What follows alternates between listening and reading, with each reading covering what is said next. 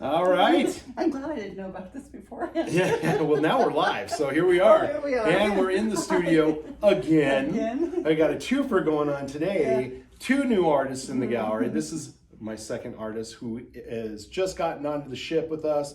This is Pamela Plummer.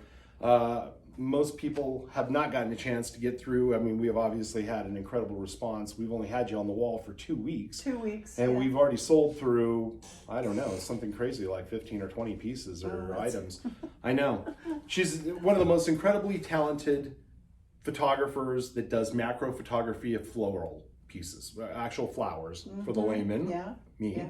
Yeah. You have to see him to believe him. We're going to go downstairs and we'll look at her wall in a little bit.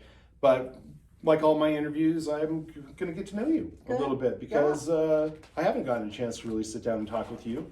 I did a little 2-second precursor where you're from kind of thing, and I found out you're a California refugee like me. I am. I've been here 35 years, and you are a newly acquired Arizonan in the last 4 years. 4 years. So tell me about your life before Arizona and what all you have done and how it led you to this crazy thing called art. I just want to tell you thank you very much for this opportunity. Oh, you're so welcome. And walking in your gallery and taking a chance, looking at my website and then, taking a chance and helping me out. Well, you know what? I have a talent for spotting good stuff, and sometimes, I've always told people, anybody that ever approaches me to be in the gallery, I'll take a look. Yeah. Because you never know if you're going to miss the next Van Gogh. I mean, really, you think about that kind of thing, and it's sad because most gallery owners are, for better lack of words, a bunch of chicken shits who won't try anything new.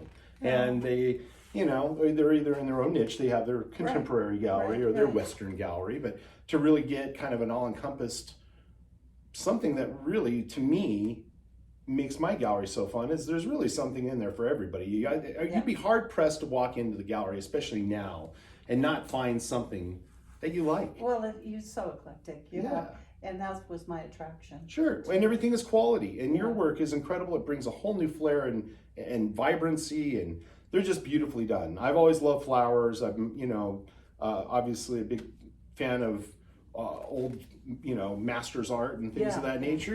The O'Keeffes and the Van Goghs and things. And I look at digital photography as a whole really new cutting edge layer of art that is really busting through, and we're proud to have, I think, 3 of the best digital photographers and one of the best in-house photographers around.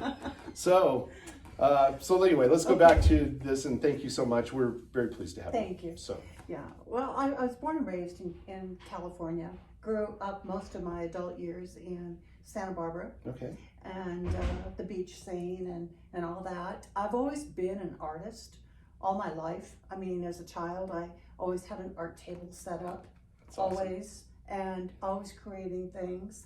I started getting really serious about it probably in the mid-'80s. And I took up rock carving, stone carving. Really? Mined my own stone. Wow. Out of the Anza-Borrego Desert. How cool. Alabaster. Neat. And then I'd buy some soapstone and some marble from vendors. But I had quite a nice little career in carving rock, big ones. But it became very hard on my physical body. Sure. And to move that stone around and you erect pulleys and all of that, and then it became really hard on my lungs. I bet, the grinding because of all the grinding and all the dust. So I stopped it. I went to abstract painting, which I still do, and then I retired from my medical career, and I decided to pick up the camera because I wanted an art form that I could transport easily on vacations. That's true. And so instead of lugging all my paints and my easels and my brushes, now I'm lugging 75 pounds of camera equipment. Sure. So I did not trade off lugging stuff around, but I fell in love with photography.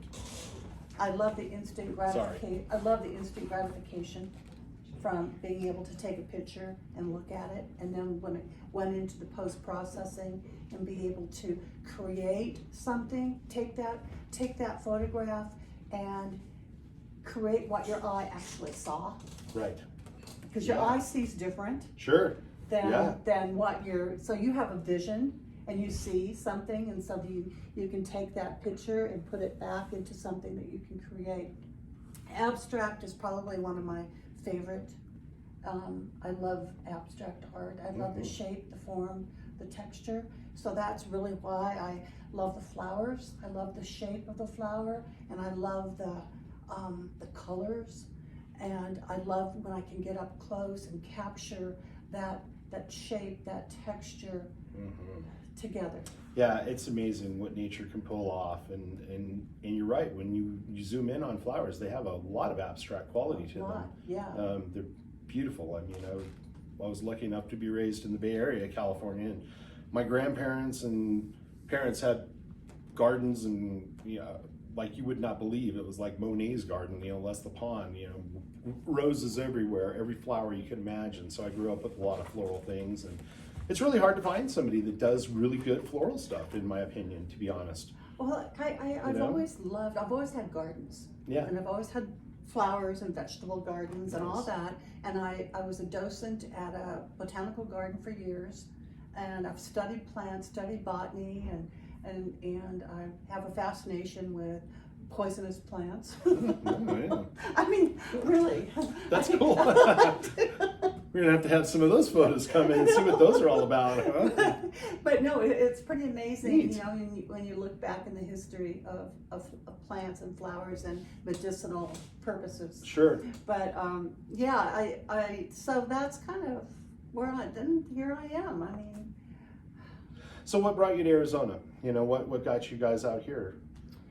Well, my husband was a career teacher. He has been a teacher for 40 years, and I was a nurse practitioner, and specialized in pediatrics. We decided to retire at the same time, and we lived in housing that was provided by his school.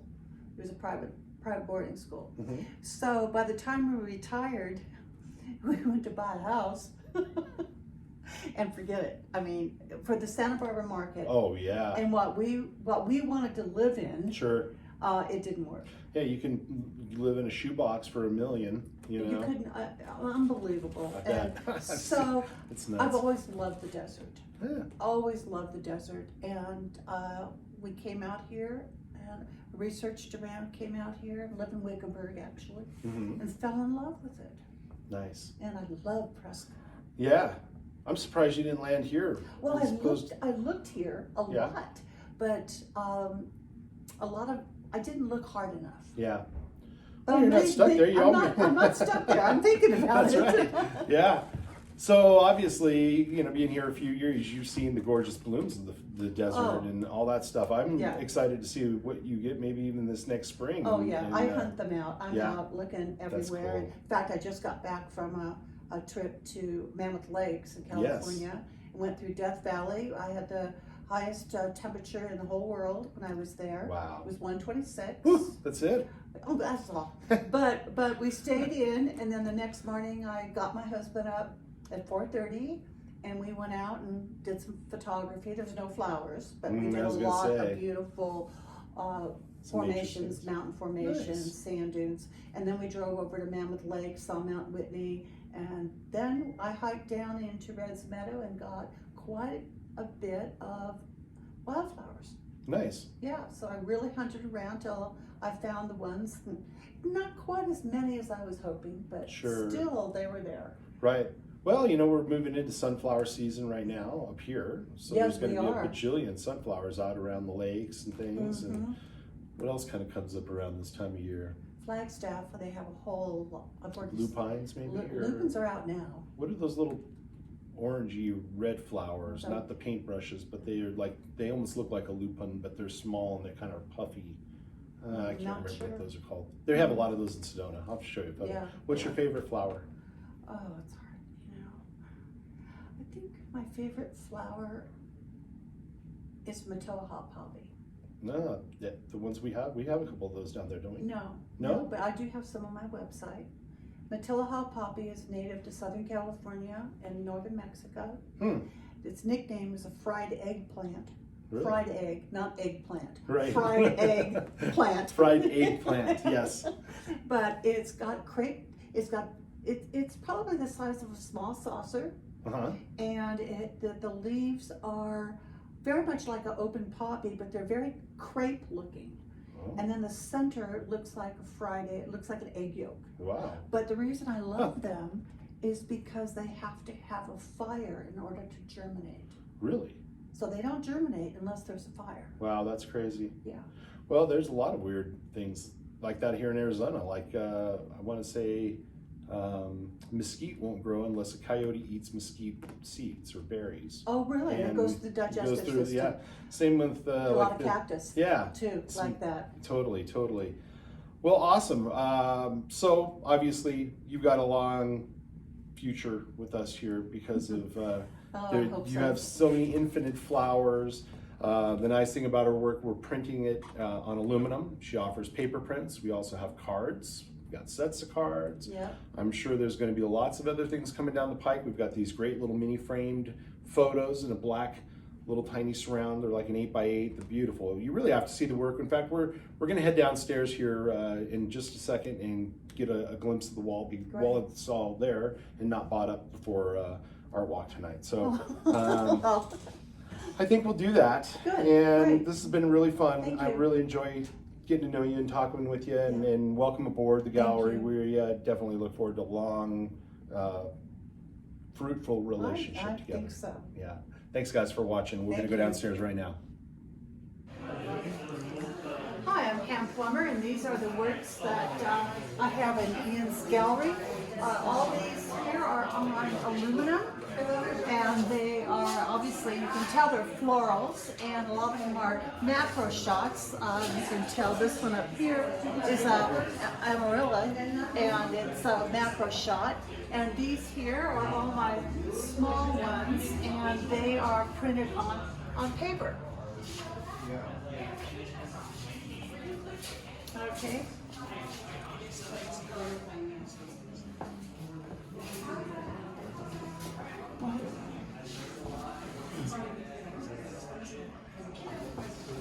And these are available in any size and any format. They can be as big as 30 by 45, this size, or we can do them in a small little 6 by 6 or 4 by 4.